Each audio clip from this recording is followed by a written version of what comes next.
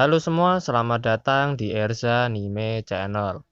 Di video kali ini saya akan membahas mengenai manga yang akan mendapat adaptasi anime pada tahun ini, yaitu SPY X Family, yang diproduksi oleh Wit Studio X Cloverworks. Nah, untuk ceritanya sendiri mungkin kalian sudah bisa tebak dari judulnya, yaitu SPY, pasti berkaitan dengan mata-mata. Namun, cerita tersebut dikemas seperti apa? Mari silakan kalian tonton video pembahasan saya ini sampai habis.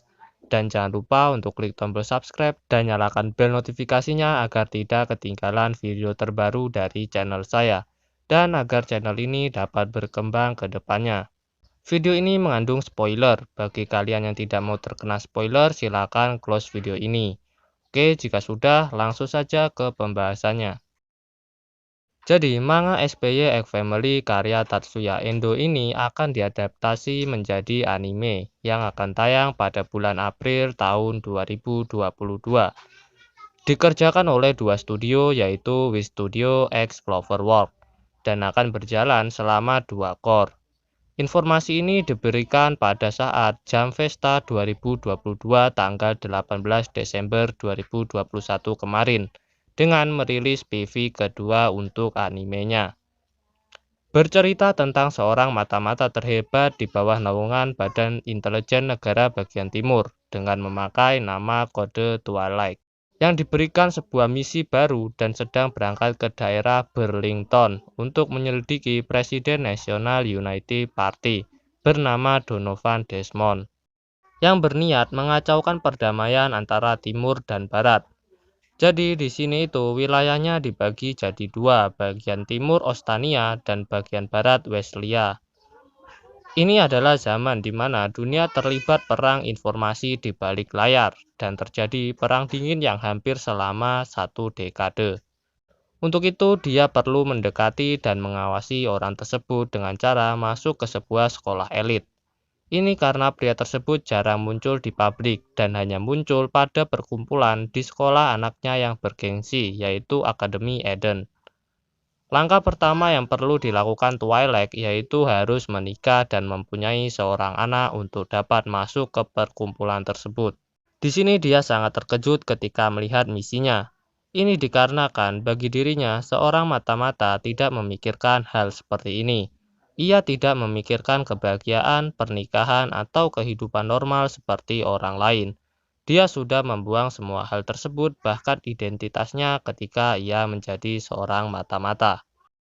Kemudian, dia harus mendaftarkan anaknya ke akademi tersebut agar dapat menyusup masuk ke perkumpulan itu. Waktu pendaftarannya berlangsung selama seminggu. Misi ini diberi nama Operasi String.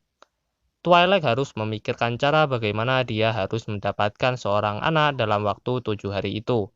Setelah sampai di Burlington, ia mengganti identitasnya menjadi Lloyd Volker, yang berprofesi sebagai seorang psikiater.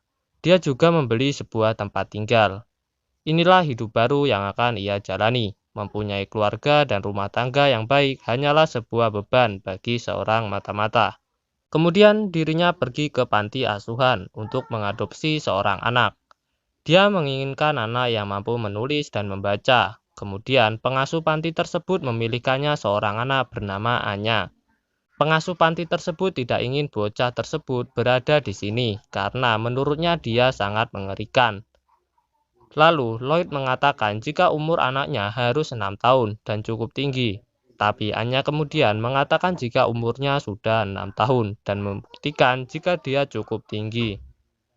Anya menunjukkan sebuah teka-teki silang kepada Lloyd. Namun itu sangat mudah bagi Lloyd. Tapi tak disangka Anya mampu menyelesaikan teka-teki tersebut. Kemudian Lloyd pun mengadopsinya. Dia cukup cerdas dan itu akan memudahkannya untuk masuk ke sekolah elit itu. Tanpa diketahui Lloyd, Anya adalah seorang esper. Dirinya mampu membaca isi pikiran seseorang. Dia merupakan subjek dari organisasi misterius yang kemudian melarikan diri dan berpindah-pindah mencari tempat tinggal. Lloyd pun membawanya dan Anya sekarang harus memanggilnya sebagai ayah. Karena kemampuan milik Anya ini membuat Lloyd tidak dapat memahami tentang perilakunya. Dia kemudian pergi ke sebuah perpustakaan untuk mencari buku cara menjadi seorang ayah. Dia pun mempelajari semuanya. Setelah itu, Lloyd menyuruh Anya untuk belajar agar dapat lulus tes masuk sekolah. Tapi Anya menolak karena dia tidak suka belajar. Lloyd pun menguncinya di rumah untuk belajar. Itu karena Lloyd ingin pergi menemui seseorang dan dia tidak diajak. Dia menemui seseorang bernama Frankie untuk meminta permintaan ujian beserta soalnya. Itu tidak mudah didapatkan. Lloyd akan meminta Anya untuk menghafal jawabannya saja. Kemudian Frankie mengetahui siapa Anya dengan identitasnya yang tidak diketahui. Menurutnya, mereka berdua sangat cocok sebagai ayah dan anak.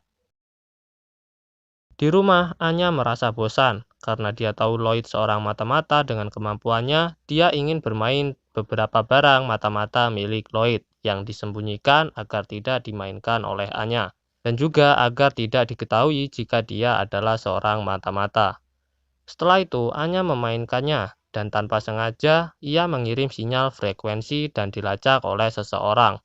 Dan itu merupakan transmisi dari Twilight. Lloyd sampai di rumahnya. Tampak seperti tidak terjadi apa-apa. Dia pun masuk untuk memastikan keberadaan Anya. Tapi ketika dia masuk ke dalam, dia diserang oleh orang tak dikenal dan Anya tidak di sana. Dia diculik. Lloyd pun menghajar beberapa orang tersebut. Anya diculik oleh Edgar, orang yang berurusan dengan Twilight pada misi sebelumnya. Dia memancingnya kemari untuk memberikan foto rambut palsu Menteri Luar Negeri. Kemudian mobil orang suruhannya itu kembali membawa seorang pria yang disangka adalah Twilight. Namun setelah dibuka ternyata dia bukan Twilight. Dan Anya pun dibawa pergi oleh Twilight yang menyamar sebagai anggota tersebut. Dia pun dikejar oleh orang-orang lainnya. Twilight sedikit mengingat masa lalunya. Anya disuruh oleh Lloyd yang menyamar untuk pergi meskipun Anya tahu jika orang itu adalah ayahnya, Lloyd. Dia pun memutuskan pergi. Lloyd berhadapan dengan orang-orang itu. Dia mengalahkan semua orang tersebut dan hanya tersisa Edgar. Twilight pun meminta dirinya untuk tidak mengganggunya lagi.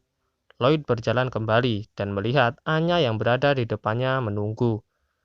Anya tidak mematuhi arahan dari Lloyd. Dia ingin pulang ke rumah. Setelah itu, Lloyd pun mengajaknya kembali dan mencari tempat tinggal yang baru. Setelah itu, Anya pun mengikuti ujian. Dia berusaha keras agar dapat lulus dan akhirnya ia pun berhasil lulus. Mereka berada di rumah yang baru. Lloyd tidur karena sepertinya dia kelelahan. Ada sebuah kiriman yang datang. Anya membangunkan Lloyd. Lloyd tak sadar jika dia sampai ketiduran. Dia membaca isi kiriman tersebut. Itu berisi surat dari Akademi Eden tentang informasi ujian kedua di mana anak harus hadir bersama kedua orang tuanya, tanpa pengecualian untuk wawancara. Dan Lloyd pun mulai mencari siapa yang akan dijadikan sebagai ibu Anya. Lloyd dan Anya menemui Frankie. Dia menyuruhnya menyamar menjadi seorang wanita, namun Anya tidak mau ibu seperti dia. Lloyd memutuskan jika dia harus menikah, lalu beralih ke Burlington di balai kota. Seseorang wanita muda yang cantik bernama Yor bersama teman-temannya sedang membicarakan tentang pasangan untuk dipamerkan pada pesta. Yor yang sudah berumur 27 tahun masih belum memiliki pasangan. Ia diajak untuk menghadiri pesta temannya tersebut. Sambil memikirkan hal itu, dia menerima telepon dari adiknya. Adiknya menanyakan tentang apakah kakaknya sudah memiliki pasangan. Lalu Yor mengatakan jika dia sudah memiliki pasangan. Dia mengatakan itu dikarenakan dia tidak ingin adiknya khawatir. Dia akan membawanya ke pesta temannya, dan adiknya senang mendengarnya. Dia akan bertanya kepada Dominic seperti apa pasangan kakaknya ini. Kemudian dia menutup panggilannya sambil memikirkan siapa yang akan dia ajak nanti. Tapi ada panggilan masuk kembali dari seseorang yang ia panggil bos. Dan dia menerima sebuah misi. Dia pun pergi ke sebuah hotel. Di sana dia disuruh untuk menghabisi Brennan, yaitu seorang dewan pemeriksa keuangan. Dan ternyata wanita ini adalah seorang pembunuh bayaran. Dia memakai name code Throne Princess. Dia juga membunuh semua orang yang ada di hotel tersebut. Kemudian, Lloyd masih mencari wanita yang cocok untuk membantunya menyelesaikan misi ini dengan lancar. Lloyd dan Anya pergi ke toko baju untuk membuatkan baju Anya. Lloyd berniat mengajak pemilik toko baju tersebut, tapi dia memiliki catatan kriminal dan sangat beresiko. Kemudian Yor berada di toko itu juga, dan Lloyd tidak menyadari jika ada seseorang yang melewatinya begitu saja tanpa dia sadari. Yor ke sana untuk memperbaiki gaunnya.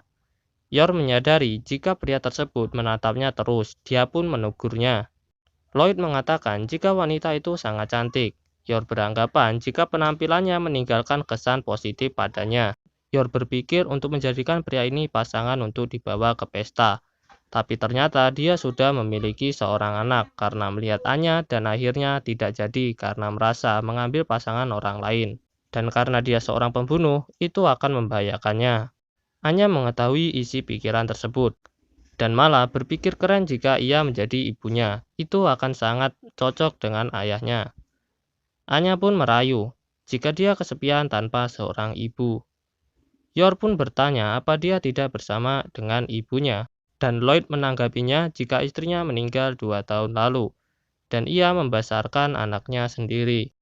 Lalu Yor mengatakan maukah dia berpura-pura pacaran dengannya untuk dibawa ke pesta dan memberitahu kepada adiknya jika sudah mempunyai pasangan. Dia mengatakan tidak ada motif tersembunyi dan dia akan membalasnya jika pria itu mau. Lloyd menerimanya, namun dengan syarat dia juga harus berpura-pura sebagai ibu dan hadir dalam sebuah wawancara. Mereka pun sepakat dan akan bertemu di hari Sabtu pada saat pesta. Kita memiliki sisi yang tidak ingin diperlihatkan kepada orang lain dan menyembunyikan rahasianya masing-masing. Inilah keluarga orang asing terbentuk. Seperti itulah cerita dari SPY X Family. Kita tinggal menunggu tanggal pastinya rilis dan menonton animenya. Di mana nontonnya? Kita bisa menontonnya di kanal Muse Indonesia karena mereka sudah mendapatkan lisensi legalnya. Jadi lebih mudah. Dan anime ini berjalan selama 2 core atau kurang lebih 24 episode. Itu sudah sangat memuaskan. Atau kalian bisa baca manganya secara legal di Manga Plus. Oke, itu saja dari saya. Like jika kalian suka dengan videonya dan subscribe channel Erzanime jika kalian suka pembahasan dari saya. Share juga ke komunitas kalian dan komen jika ada yang ingin ditanyakan atau rekomendasi manga untuk dibahas. Oke, sampai bertemu di pembahasan berikutnya.